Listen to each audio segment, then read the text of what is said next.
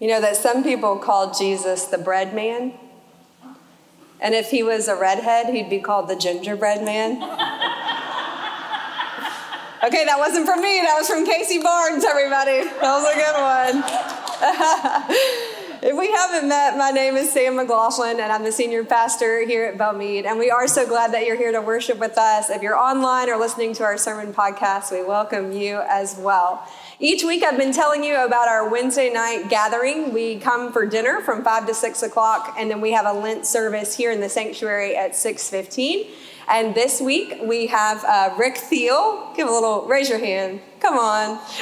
Rick Thiel will be sharing about our statement today, which is I am the bread of life. And Elizabeth Barnes and Vaughn Manning will be leading. Oh yeah, she's cheering back there.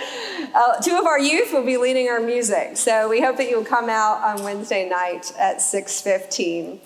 During this season of Lent, these 40 days where we're walking closely with Jesus, learning from him, watching him, we have been looking at the I am statements of Jesus found in the book of John. Actually, our journey began back in Exodus chapter 3, where God says for the first time, I am who I am. In this story, God comes to Moses in the form of a burning bush, calls him and sends him to Egypt to bring the people out of slavery. And he, as we talked about, leads them through the Red Sea, parts the sea, and then leads them through the wilderness. And so we said, when we start to ask the question, who is God? Who is I am? There are things that the story of the Exodus can tell us. God says, I'm the God of your ancestors. I'm the God of your past, the God of your family. I've seen you through before, and I will see you through again. I'm the God who sees and hears and knows your suffering. And so I come to deliver you, to bring you out.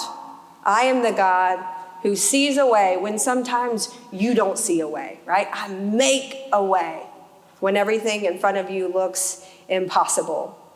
As we started to look at the I am statements in the book of John, part of what we're saying is that the same God of the Old Testament is the same God of the New Testament, right? Jesus is calling upon these images and expanding them for us. And so we looked at last week, I am the light of the world. And we looked at two stories that helped us think about the function of light. And so there are many different things that light does, but one thing light can do is help us to expose and examine and illuminate our own sin, right? To look at ourselves and see places where we've missed the mark and we're looking for change and transformation and behavior that looks differently than maybe what we did already. We're saying that Jesus helps us to look at that sin, but also does not shame us, right? This is a really important claim about I am. God is not a shaming God. And so God, as the light of the world, helps to illuminate our shame and our sin and get rid of it within us. Today we're talking again about the statement, I am the bread of life. And I want to point out, which I think is pretty simple to see, that the light of the world and the bread of life, these are common, everyday things that we see and that we experience. And I think that that's part of the point, right? When you see the light above your head or the light that is flickering on the communion table or the light of the sun, you are meant to thank God. You know, when you sit down with your family or you share bread across the table, you are meant to thank God. God is everywhere. God is all encompassing. God is found in the feasting at the table, not just in the physical food, but in the social and emotional ways that we connect. And again, as we look at all these statements in the book of John, Jesus is expanding this imagery that we have already been given, expanding our idea of who God is and where God is. And so as we talk about I'm the bread of life, I really want to talk about chapter 6, but we're going to do it in a nutshell, okay? We're going to get through it kind of quickly, but it's really got some good stuff. So it starts with Jesus having been going through the countries, the cities, and doing miracles. In the book of John, sometimes those are called signs. And because of all these miracles that he is performing, he has a following. You know, he has a crowd that's coming after him. And so at the beginning of this chapter, he is sitting on a mountainside with his disciples, and a crowd starts to come toward him. Now, he's teaching them, he's talking to them, and he starts to be concerned with feeding them. And so he asks Philip, one of his disciples, where should we buy some bread? And Philip responds in a really practical way. He's like, Jesus, even if we pool all of our money together, everybody who's sitting here would only get one tiny bite of bread. Like, it's not going to work. And so then Andrew, another disciple, pipes up and he says, well, here's a boy who has 5 loaves and 2 fish. And Jesus is like, now you're talking, right? And so he takes the loaves and he takes the fish and he thanks God, he blesses them, and he tells his disciples to distribute them among the crowd. And they distribute the food and everybody eats. And don't you know that there are 12 baskets of leftovers? And so here we have this miracle. We have this moment where there isn't just enough when things look scarce. There's more than what is needed. There's a surplus, there's a stockpile, there's a storehouse. And so later that evening, after this has just taken place, the disciples get on a boat to cross a lake to go to another region. Jesus does not get on the boat with them. And they're in the middle of the lake and this big storm comes and they're terrified. They're afraid for their lives and they call out for Jesus. So this is the story about Jesus walking on water to get to them. He tells them not to be afraid, to trust him in the middle of shaky seas, something we still need to hear, right? And when he gets to the other side, there are people who noticed that Jesus never got on the boat in the first place. So they begin to ask questions. You know, no other boat left the shore. How in the world did you get over here? And Jesus says to them, I know that you're asking me questions about the storm and about the boat, but what you really want to know is how I fed all those people with 5 loaves and 2 fish. And so Jesus says to them, do not work for the food that spoils, but for the food that endures to eternal life, which the Son of Man will give you. Now, the people in these stories in the Gospel of John and in other places are going to ask really logical, practical, rational questions. They say, well, what kind of work must we do? And Jesus says, this is the work of God, to believe in the one who he sent. And so they say to Jesus, well, can you give us a sign? Can you give us a miracle? Which feels ironic to me because they've just witnessed one, right? They say, you know what? God kind of did this miracle back in the Exodus. He gave the Israelites manna every day in the wilderness. And Jesus says, look, God gives you now the true bread from heaven. I am the bread of life. Whoever comes to me will never go hungry, and whoever believes in me will never be thirsty. He's talking about something deeper, right? And so the people begin to grumble. They begin to ask more questions, again, that are logical. What do you mean you're the bread from heaven? Like, I know your mom and I know your dad, and you didn't come from heaven. And Jesus then repeats himself. I'm the bread of life. I'm the living bread. Whoever eats this bread will live forever. This bread is my flesh, which I will give for the life of the world. And so again, another important question is asked. How can this man give his flesh to be eaten? And Jesus goes on to say, my flesh is food, my blood is real drink. Whoever eats my flesh and drinks my blood remains in me and I in them. This kind of holy mystery, confusing theology, right? Is Jesus saying that we will literally eat his flesh and drink his blood? No, that's not how I interpret it. That's not really how our tradition interprets it. I believe what he's saying is, I'm going to offer my flesh and my blood so that death and sin and evil and injustice can be defeated forever. And he is drawing a correlation between his life in God and the people's life in him. Just as God sent me and I live because I'm connected to the source, to the bread of life, so anyone who feeds on me will live because of me, because you are connected to the bread of heaven. Now, what happens at the very end of the chapter is something we don't often talk about. I'm not sure if we ever even really notice it. Some of the disciples who had been following him can't get on board with this. They don't understand it. And so at this point, they leave. They say, you know what? I'm done with Jesus. This isn't adding up. This doesn't make sense to me. This is where we depart. And Jesus, I guess, sort of concerned, looks at the 12 disciples and he says, well, are you going to leave me? And this is what Simon Peter says. He says, Lord, to whom shall we go? You have the words of eternal life. We have come to believe and to know that you are the Holy One of God. And so here, Peter is illustrating what Jesus has said about the kind of work that we do. Your work is to believe in the Holy One of God.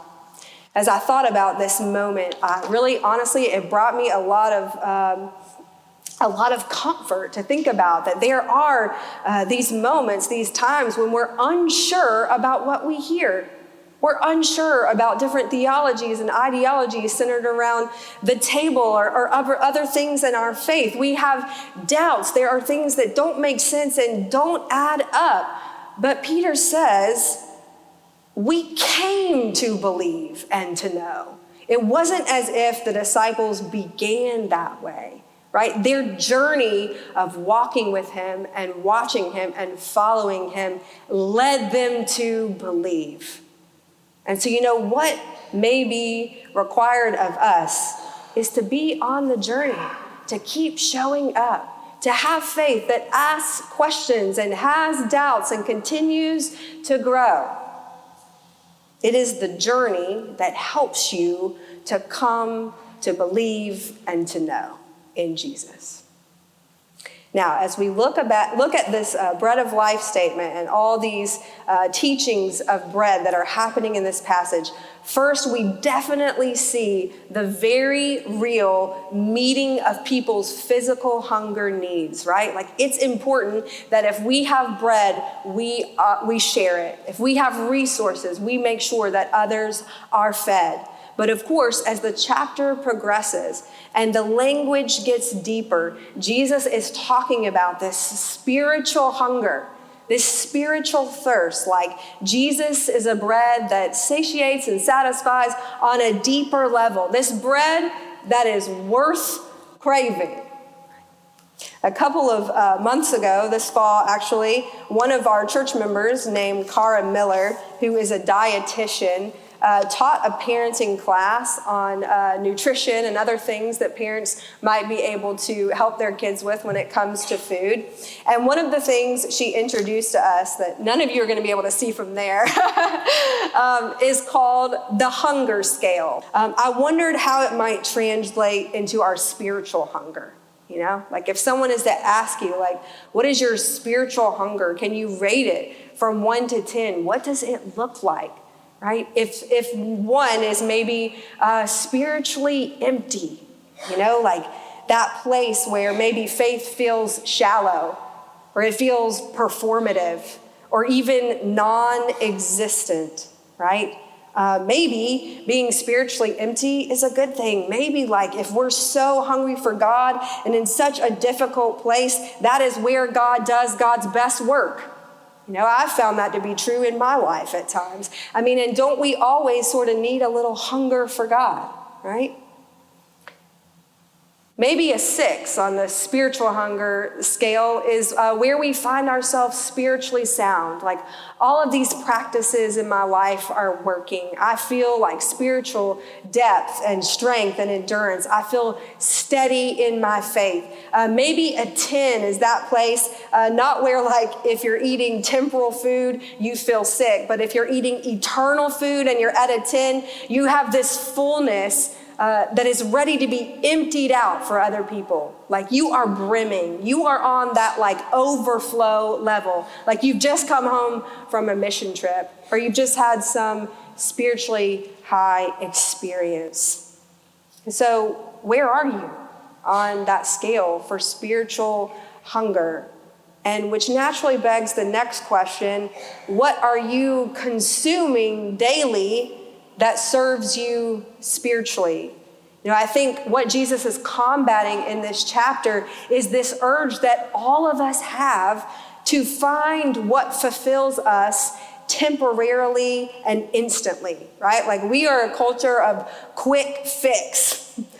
We find instant gratification, and we can be tricked into thinking that that is the gift, that that is what satisfies. But we know that it only satisfies for so long, right? It's like trying to find a bread substitute. Like it's okay, but it's not really the real thing, Like give me the bread. We can treat other things in our lives as substitutes for the bread of life. What do I mean by that? I mean, like, we wake up in the morning and the very first thing we do is put our phone in front of our face, right? And like whatever messaging or input or influencers that we hear or watch or read, they fuel us with something. But is it helpful? Is it life-giving? Is it true sustenance? Last night, I was putting my daughter to bed. Her name is Madeline, and she's 2.5 years old. And she's having a little bit of trouble going to sleep right now. And so I was trying to, parents just do a lot of different experiments until you hit the right thing that works. And so I said, Madeline, we're going to read one book. We're going to sing 2 songs, and then you're going to get in the bed. And I don't care if you have like something that sings to you all night in your bed, or you just lay there reading for an hour. Don't yell mommy and daddy, right? It normally works to tell a 2-year-old not to scream. That doesn't work, people. And so I'm sitting in the chair with her, and she picks up this play phone, and she hands me a book to read, which is actually a book that you sing. And so I start to sing and flip the pages, and she starts pushing all the numbers, and then she clicks on the phone something that plays a song. And so like while I'm trying to sing to her, she is interrupting me with a phone that sings a song. And so I take the phone and I put it down and I turn it off. And then we begin to sing our songs, and then she picks it up and she turns it back on. And she's holding it like this close to her face while I am trying to sing to her. And I thought in that moment, like, is this what she feels like? Is this what she feels like? When I, as a parent, am looking at my phone, lost in whatever messaging is probably not serving me, instead of giving her attention. Instead of paying attention to my family, which is a slice of the kingdom of heaven for me, right? As a part of that bread of life. Maybe for you, it's not your phone or social media or influencers. Maybe you turn on the news and you let it cycle all day long, and you're being fed different voices and narratives that like may or may not be true.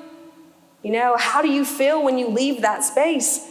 Are you full, or are you depleted and angry at the world and afraid? We feast on the words of our colleagues and our friends and family members, and that can be informative and it can be helpful, but is it the same as the discerning wisdom of the bread of life? Maybe it's texting or shopping or gambling. You know what I mean? Like, do these activities make us spiritually full and deeply satisfying? Through this series, I've been reading a book by Matt Raw. He's a good writer, and he's another United Methodist pastor.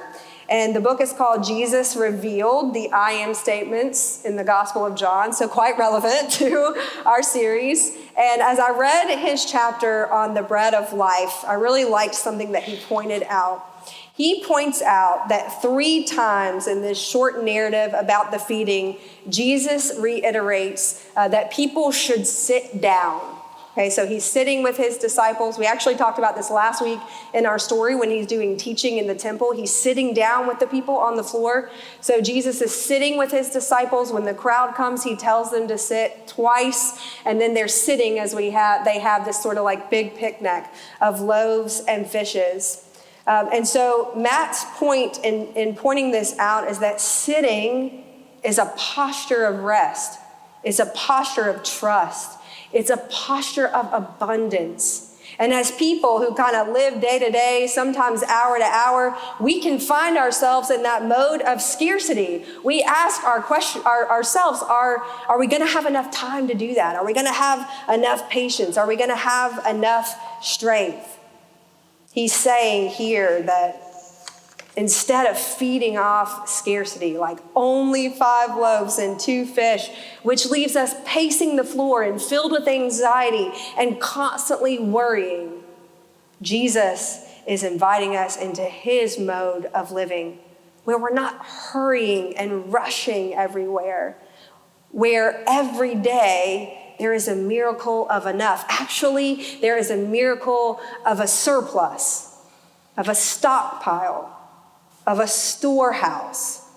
And so for humans that run dry and run on empty and find ourselves hangry, to me, that is a delectable, divine invitation. Come, sit, relax, have your fill, and guess what? There's more where that came from. And church, that is the invitation to the table of Jesus Christ, a place where we sit and we gather and we feast on the bread of life. Here, there is not a short supply. There is not a quick fix. There is not a substitute. Here, there is an eternal storehouse, a daily dose, a more dense, more nutrient-rich, more fulfilling way to live your life. Here, we are meant to be blessed by the breaking of the bread and the drinking of the cup of life. And then, like the disciples, we are sent to distribute the food, right? We are sent to trail the world with breadcrumbs that offer a taste of the bread from heaven. May it be so. Amen.